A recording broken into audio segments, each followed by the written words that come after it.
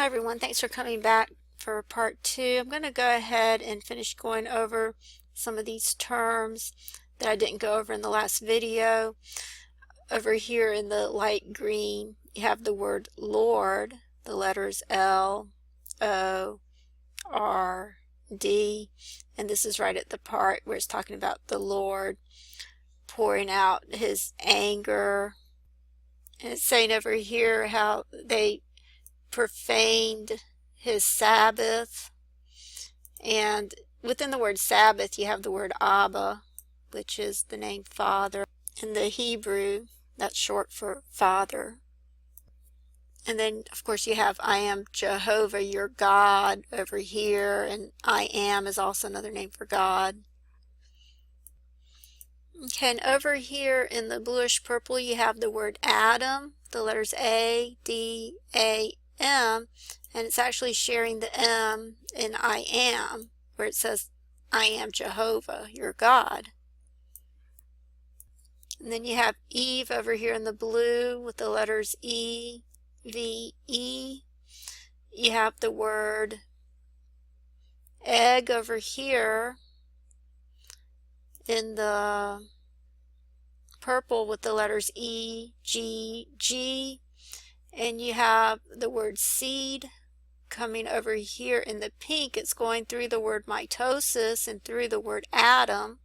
You see the word seed, the letters S, E, E, D.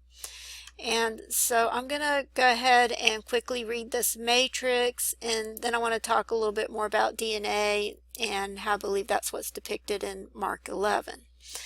And so it starts out with verse 13 in chapter 20, and it says, "But the house of Israel rebelled against me in the wilderness.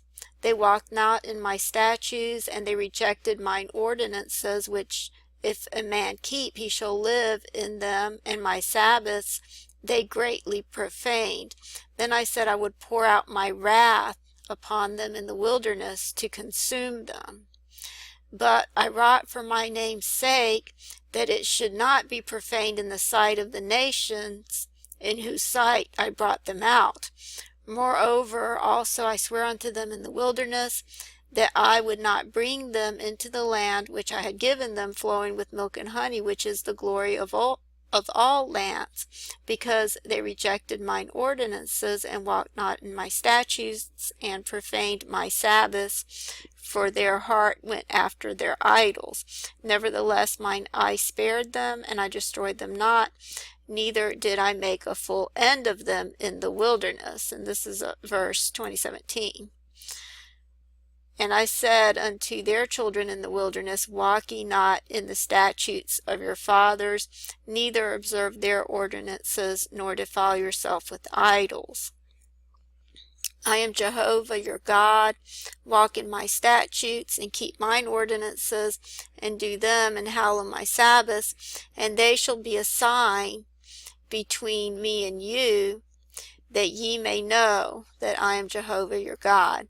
But the children rebelled against me, they walked not in my statutes, neither kept mine ordinances to do them, which if a man do, he shall live in them. They profaned my Sabbaths. Then I said I would pour out my wrath upon them to accomplish my anger against them in the wilderness. Nevertheless I withdrew my hand and wrought for my name's sake that it should not be profaned in the sight of the nations, in whose sight I brought them forth." And so I just noticed that this right here is a parallel to the very first verse. So this is almost symmetrical. And then right in the middle you have verse 17. So it's like it's pointing to verse 2017 in the middle. And I'll just read these two verses again so you can see how they sound almost exactly alike. It says, But the children rebelled against me, they walked not in my statutes, neither kept mine ordinances to do them, which if a man do, he shall live in them. They profaned my Sabbaths. Then I said I would pour out my wrath upon them to accomplish my anger against them in the wilderness. And then verse 13 said, But if the house of Israel rebelled against me in the wilderness, they walked not in my statutes, and rejected my ordinances, which if a man keep, he shall live in them, and my Sabbaths they greatly profaned, then I said I would pour out my wrath upon them in the wilderness. Okay, so it's talking about pouring out God's wrath upon them in the wilderness for profaning his Sabbaths. Okay, and over here is talking about I would pour out my wrath upon them in the wilderness, and my Sabbaths they greatly profaned. So both of these are talking about the wilderness. They're talking about God pouring out his wrath, and they're talking about profaning God's Sabbaths. Okay, so this is symmetrical. And then right in the middle, you have 2017. So this is actually a picture of what mitosis is. Right here in this matrix, it's actually a picture of what Lady Gaga was talking about in this video. Of course, this is going to be Satan's view of it, but I'll just show it to you again. So you can see that this is symmetrical, and it's split down the middle.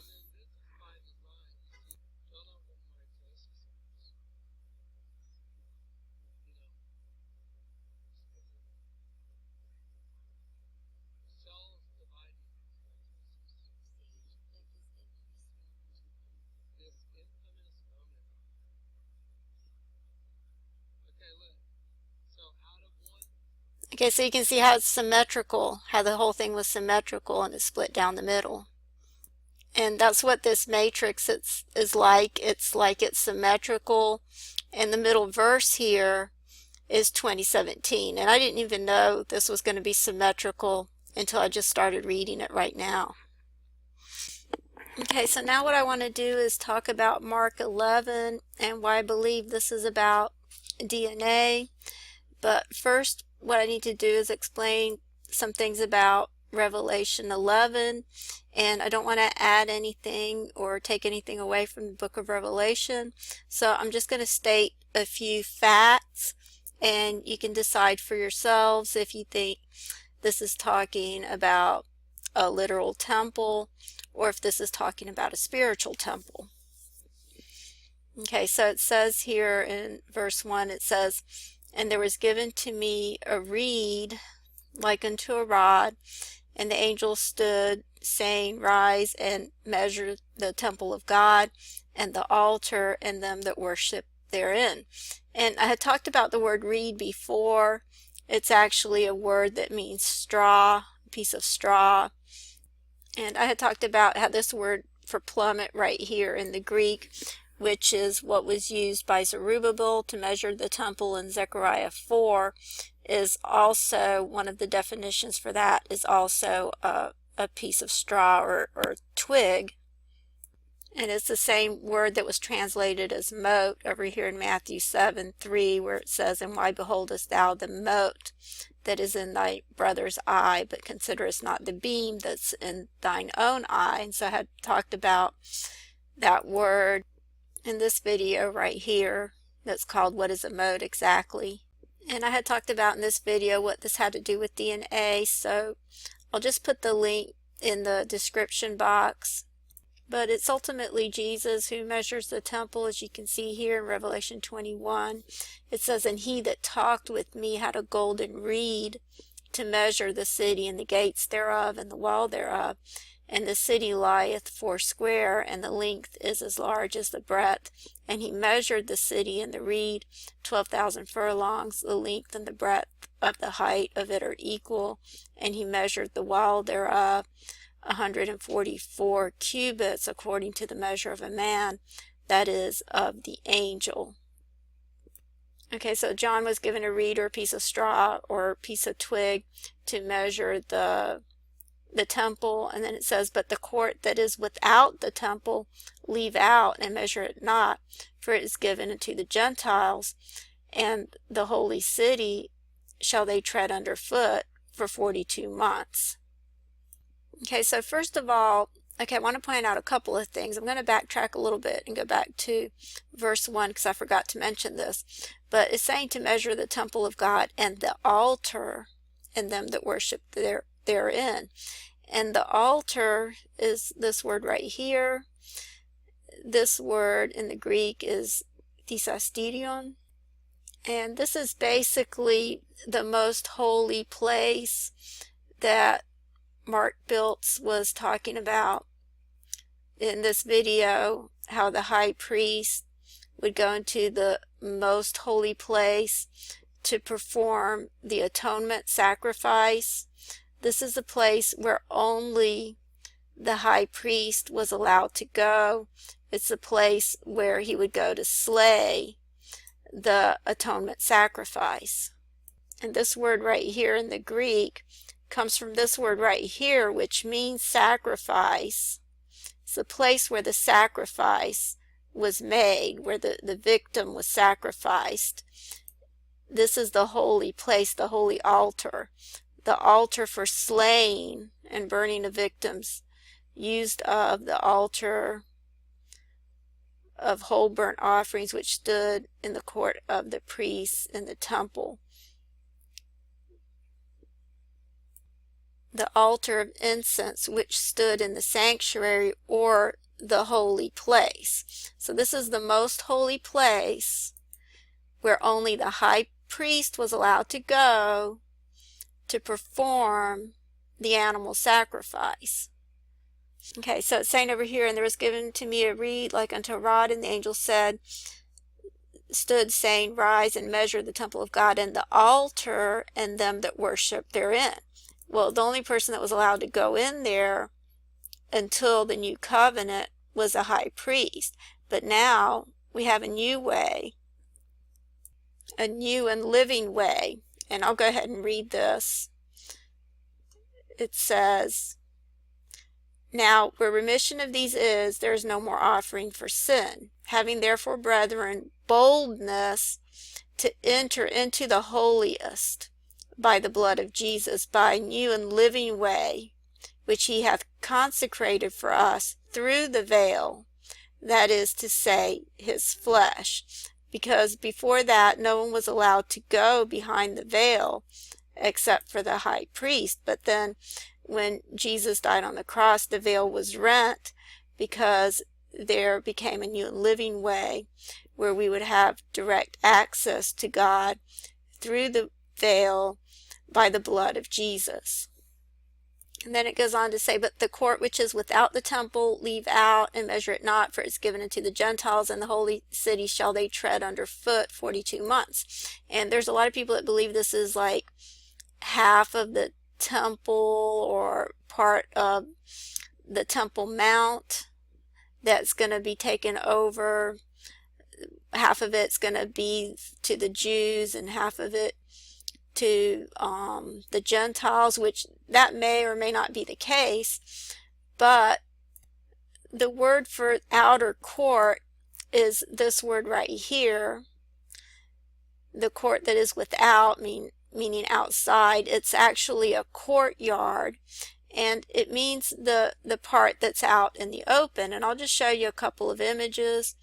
I'll show you this word in the Greek. It actually means the yard.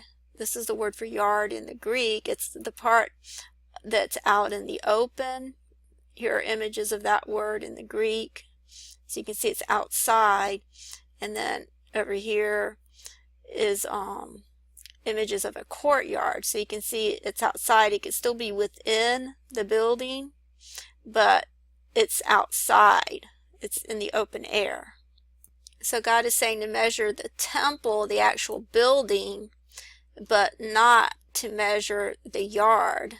In fact, this word for leave out is this word right here in the Greek, which is the word ekvalo, and this means to drive out with force. It means to cast out. It's actually the word from where we get the word ballistic, as in ballistic missiles. It means to cast it out. And I'll explain that more in the next video since I'm about out of time. Thank you.